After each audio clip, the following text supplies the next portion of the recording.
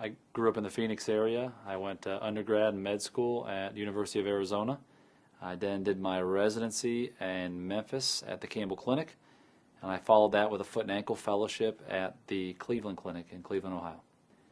This is probably the most common question I get when I talk with primary care providers and new patients is folks ask me what the difference in training is between an orthopedic surgeon specializing in foot and ankle and a podiatrist.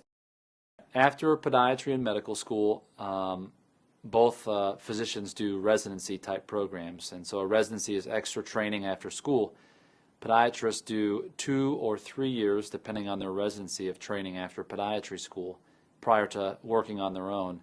Orthopedic surgeons do 5 years of residency and followed with a fellowship specializing with additional training in foot and ankle.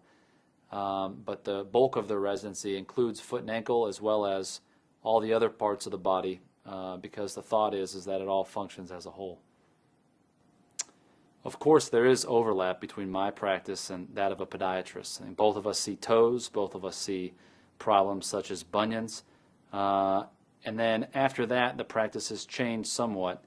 I think that podiatry practices tend to have more office-based procedures such as toenail trimming, addressing toenail infections, fungal infections, as well as wounds and diabetic sores.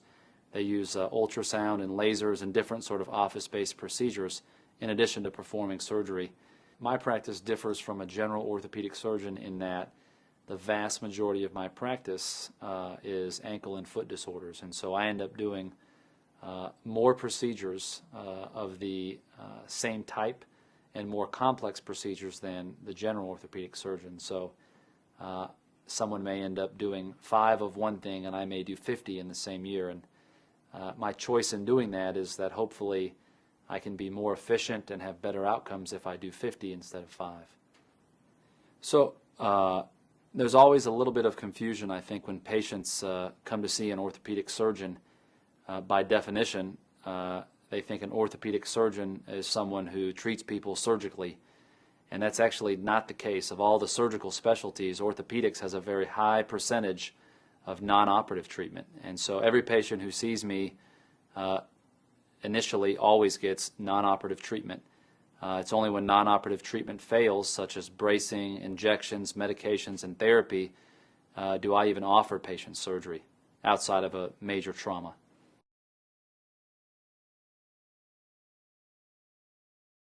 There are only a few guys in the city performing ankle replacements, and I think the reason is, one, it's a technology that's been around for a while, and years ago had poor results, but with newer prostheses the results are improving, and so people are a little slow to pick up the procedure because it had poor outcomes in the past.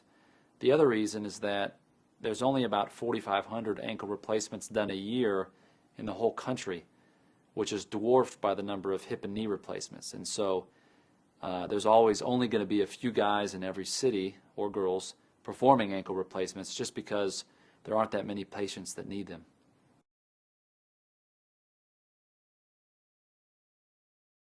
So candidates for ankle replacement are those patients with end-stage ankle arthritis, i.e.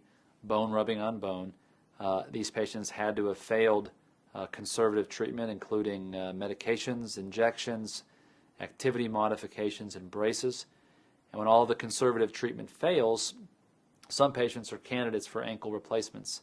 These patients usually have good ankle motion. They're usually over 60.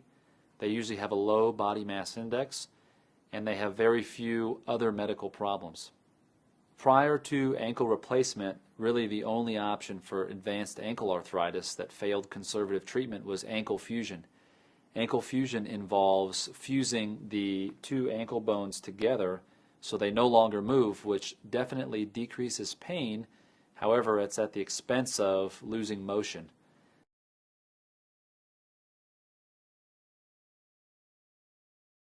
Yeah, a lot of people ask why we only do it in older patients, and the reason is because the newer ankle replacements that we're using currently have good literature to about 10 years out, and so we know the longevity of the implants after about 10 years.